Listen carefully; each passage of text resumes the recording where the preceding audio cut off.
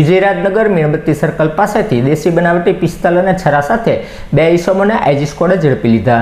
IG સ્ક્વોડની team પેટ્રોલિંગમાં હતી તે વેળાએ બાતમી મળી હતી કે વિજયરાજનગર મીણબત્તી સર્કલ પાસે બે ઈસમો બાકડા ઉપર પિસ્તોલ જેવા હથિયાર સાથે બેઠા છે। જે બાતમીના આધારે દોડી જઈ આઈજી સ્ક્વોડની ટીમે બાકડા ઉપર બેસેલા જયેશભાઈ શશિકાંતભાઈ બારૈયા અને જયભાઈ હસમુખભાઈ પરવારની તલાશી લેતા તેની પાસેથી દેશી બનાવટની પિસ્તલ અને છરો મળી આવતા બંને ઈસમો વિરુદ્ધ ઇલમબાગ પોલીસ મથક ખાતે ગુનો નોંધાવતા પોલીસે જરૂરી કાર્યવાહી હાથ ધરી હતી।